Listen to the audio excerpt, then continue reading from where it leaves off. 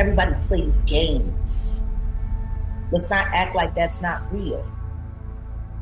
When a dirty old man comes at you, do you think that little white girl, the 25 grand a cheap girl, meant half of the stuff that she was saying to Shannon Sharp? Of course not. All of this shows that Sean Combs is a terrible guy, but it doesn't amount to RICO. I am one of the people who argues and debates that a lot of this shows RICO. And, you know, Kid Cudi seemed to have a lot of stories that matched up with the predicate acts to RICO. Did you agree or disagree? I'm here to stand in solidarity with all of the survivors of Diddy and for the agenda for cruelty-free artistry to be something real. There's too much pain. There's been too many victims. There's too many survivors. Do we think he did it? Heck yes, we think he did it. But I don't know if that's enough to prove arson as one of those crimes that they've alleged was part of his RICO criminal enterprise. Just when people thought the drama around Diddy couldn't get any worse, Jaguar Wright stunned everyone by stepping into the legal scene with a major revelation. Reports say she didn't just appear in court, she allegedly handed over never-before-seen recordings to prosecutors. These tapes reportedly involved Diddy and a young Bryce Gray. Back when he was only 17, what began as a trial centered on exploitation and manipulation suddenly turned into something far more serious. Known in the music world as a survivor and truth-teller, Jaguar entered court with determination, claiming to be a first-hand witness to the pressure and control happening within the industry. I was the only person there speaking for the victims except for the prosecution. I was the only one there to stand in solidarity, other than the prosecution. Looking around at all the YouTubers, interloping, begging, waiting in line to get into the court so that they could gossip, or should I say, misinform the public of what's real. Thank God for court transcripts, because I can honestly say that there would be 80 million remixes if it wasn't for that. I had to be there. And not just that, I was there as a reporter myself, as a journalist myself. I needed to be there to document that first day. It's one of the most important parts of my journey for cruelty-free. But I wanted to be there and make prayer before everybody got there. And just reach out to the prosecutor as they came up and let them know. You have platforms that are backing you. We're praying for your success. And that moment with her was awesome. I prayed for her. I prayed for her safety. She told me that she does the same for me. And I asked her, the most important question there was to ask, are you ready? She looked me in my face. Like I called her on a bluff, and she said, we're ready. As the trial continues, Jaguar Wright is sharing her thoughts on what's unfolding in court. She says none of it surprises her. These are things she's been warning about for years. In her latest comments, Jaguar explains that what's being revealed now is exactly what she's been saying all along. She also addresses the defenses being used, like blaming addiction or jealousy, calling them weak distractions. Drawing comparisons to the R. Kelly case, Jaguar questions why people are only now recognizing the same patterns she's spoken about before. According to her, the public's shock today is just proof that the truth she shared years ago was ignored. I've already spoken on it. That's the thing. Anything that's about to be said in that courtroom, I've already spoke about at length here on this couch. Front door lock, unlock. Are they saying anything different than I've already said that they be doing? You're right. You're on it. How many times have I said? This Akaka is wakil. They wakil. And everybody knew about it. I could have sworn to God I said that 1 million times. Everyone knew. Everyone. So no, I'm not surprised at anything he had to say. I'm not surprised at anything that Cassie is saying right now. What I do find interesting is that everyone is acting so surprised. What will I say about what he said? I think he's telling the absolute truth. Like when the opening statements in the defendant's case start as, well, my client has drug addiction and he suffers from jealous primal rage. I mean, yeah, he did these things, but it really wasn't that bad. Everybody loved him and they wanted to be loved by him in the manner in which he likes loving people. What did I say about R. Kelly? Do y'all remember that? The first time we did the blue couch, after the chair, when it went from the light bulb to the couch with a light on it. I'm just saying. Yeah. Love and year. Love and year. Yeah. How is this any different? Is nobody realizing that a lot of the testimony that we're hearing against the diddler right now, very similar to the things that people were saying about R. Kelly? Yeah. Why is nobody paying attention to that? Why does no one want to look at what's right there? Things took another turn when Jaguar Wright mentioned a name no one expected, Ryan Leslie. Once known as a respected producer and musical genius, Ryan's reputation is now under scrutiny.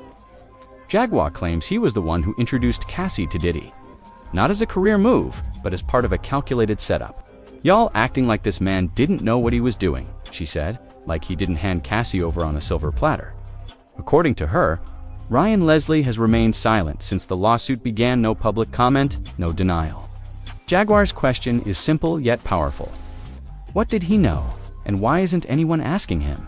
A whore, telling people not to care about her baby. He said Mary Magdalene was a whore, and he compared her like, and y'all better not be affected by that baby bump. Whores have babies too. Who says that? Wow. Talking about he knows where her family is from because he's from New London, Connecticut. And everyone wants to keep barreling down on Ryan Leslie. It's funny. I talked about the whole Ryan Leslie connection. Ryan loved Cassie, bragged about it. Cassie just testified. She has tattoos on her body from Ryan Leslie. But nobody ever talks about how that relationship ended and how her relationship with Diddy began. You know, Ryan was blowing up. And after him and Cassie separated,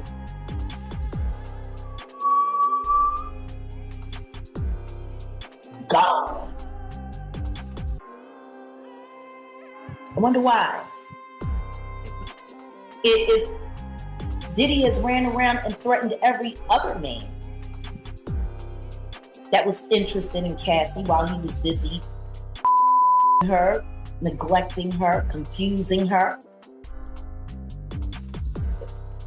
why wouldn't we think that he put the moves on Ryan Leslie? I thought it was interesting when he did Drink Champs, because he just recently, not that long ago, did a Drink Champ interview with Nori and them over on the Peer Pressure podcast. I was shocked to see that. I didn't understand the relevance. I didn't understand why he would do anything for a network that was affiliated with Diddy. I didn't get it. Didn't make any sense to me. Not at all. But what I do know is this. Diddy has a history of bullying women into relationships with him and bullying men away from the women that he desires to possess. Jaguar Wright isn't stopping there. She's calling out some of the biggest names in the music world. From Jay-Z and Beyonce to Mary J. Blige, Rick Ross, Jennifer Lopez, and 50 Cent.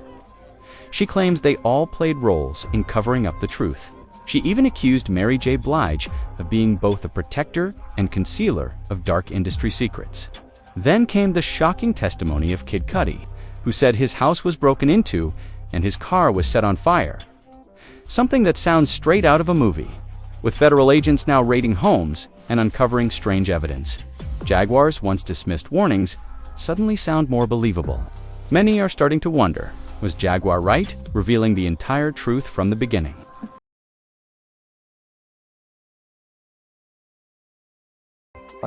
Kid Cudi testified about his home being broken into, his car set on fire.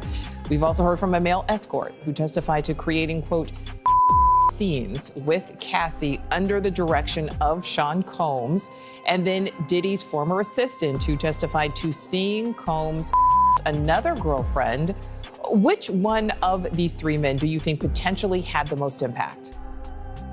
I actually think it's Kid Cudi, and that's because the things that he is testifying to brings us outside of the realm of domestic violence and these kind of crimes that we've been hearing a lot about. Remember, in a racketeering case, they have to show a criminal enterprise and these ongoing criminal predicate acts that we refer to them as.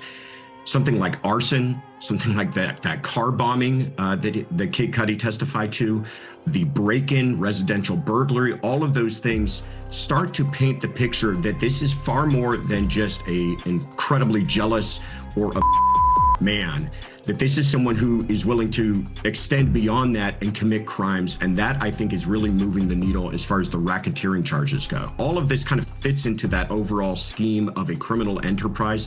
But I think when the government starts to extend beyond the freak-offs and beyond they start to paint a fuller picture for the jury of just really how this person operated like a criminal. Jaguar Wright has never held back, especially when it comes to Diddy's alleged connection with Bryce Shear.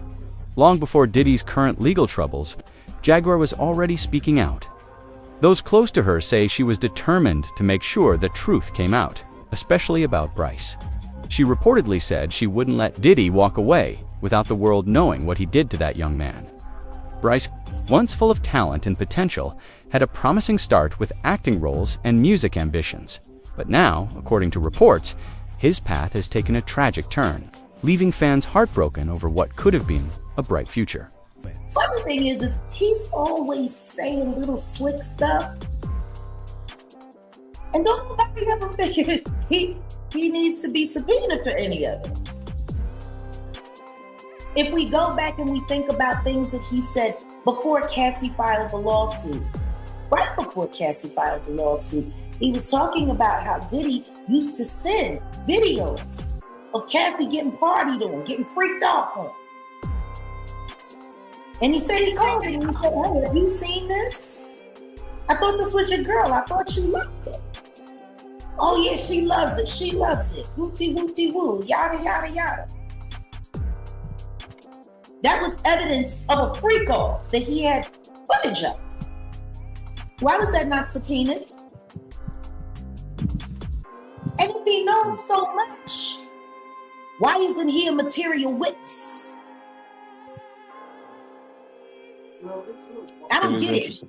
Everybody's so interested in hauling me off the court to force me on the stand to do this and to do that. But this man is sitting over here, he's been dry snitching for almost 2 years straight. And he's not a witness? Why not? If you have knowledge that the Jigga Man helped the diddler boom boom Kid Cudi's car because he didn't want his property messed with, which was Cassie, why ain't nobody asking him to come testify about it? Why is he not being called in? Like all of this, ooh, I'm gonna sit on Instagram and I'm gonna just shoot a shot and I'm gonna do this and then I'm gonna sit back and watch and yet, please. This is serious. People have been hurt. People have been destroyed. Now you just want to be the lineup king, Curtis, huh? How can we line you up everything you did with Soulja Boy? Who is that? Being used as a dog whistle against DDG. All of this is getting real suspicious. The alleged connection between Diddy Bryce, and another Hollywood icon, Will Smith, reportedly began through a mentorship program when Bryce was only 17. His manager at the time, Charlie Mack, saw it as an opportunity for Bryce to grow under the guidance of two major figures, Diddy in music and Will in acting. On the surface, it seemed like a dream come true. But according to Jaguar Wright, things were not as they appeared. She claims that what started as mentorship turned into manipulation, leaving Bryce emotionally broken and distant from the spotlight he once chased. I think we're all in shock. Everybody knew about the Diddy parties and the after party, but we didn't know about the after party, right? Apparently the after party were these freak off sessions that were very selective, very coordinated, according to Cassie's testimony, very coordinated by Diddy, and it's not something that we knew about. It's just shocking. It's shocking to know that all of this was going on for years. It was shocking to know that, people were witnessing certain parts of the but they weren't privy to nature of this. And, this wasn't like an everyday couple. Diddy has been in the spotlight for that whole time. And the fact that we knew nothing about these counts that he was orchestrating, it's just shocking. Jaguar isn't amused by the online jokes and memes circulating around this case. She believes 50 Cent has been dropping hints for years, subtle clues and cryptic posts that suggest he knows more than he admits. But when it comes to taking the stand, he stays silent. Jaguar calls him out directly, questioning why he hasn't testified if he truly knows the truth. "You can't play both sides," she says. "The streets are watching hand, so am I," according to Jaguar. This situation goes beyond one man. It's part of something much larger, a hidden system that's finally starting to crack. I do want to ask you, for Cassie to take the stand, and mind you, there's no cameras in court. For Cassie going up there pregnant, almost due, for the optics of that, how do you feel, just, you personally, the optics of hearing about freak-offs, hearing about these things that happened, years ago, and seeing her there, because her husband is there too, and I believe he stormed off as well because she has children and now she's pregnant. The optic of seeing her up there, being treated like a worker. Yeah. Being disrespected. All of the things, God bless Alex Fine. God bless Mr. Fine. Nobody has really thought about what this must be like for him. The second that him and Cassie pulled up in New York, they already had YouTubers, like ex-bad boy cheerleaders, who still bragging about being loyal to the dip, calling her a whore, telling people not to care about her baby. He said Mary Magdalene was a whore, and he compared her like, and y'all better not be affected by that baby bump. Whores have babies too. Who says that? Wow. Talking about he knows where her family is from because he's from New London, Connecticut. And everyone wants to keep barreling down on Ryan Leslie. It's funny. I've talked about the whole Ryan Leslie connection. Ryan loved Cassie, bragged about it. Cassie just testified. She has tattoos on her body from Ryan Leslie. But nobody ever talks about how that relationship ended and how her relationship with Diddy began. Ryan was blowing up. Things have now become deeply personal. Jaguar Wright isn't just challenging Diddy, she's confronting every celebrity who stays silent. That includes 50 Cent, whom she accuses of making jokes while avoiding serious questions. She insists this isn't gossip, it's about real people's lives. Her claims gained more weight when former Bad Boy South artist Chopper came forward. In an emotional interview, he described how Diddy allegedly betrayed him, stole his music, and abandoned him during Hurricane Katrina. Chopper said he was left broke and broken, realizing too late that loyalty in the industry is often a one-way street.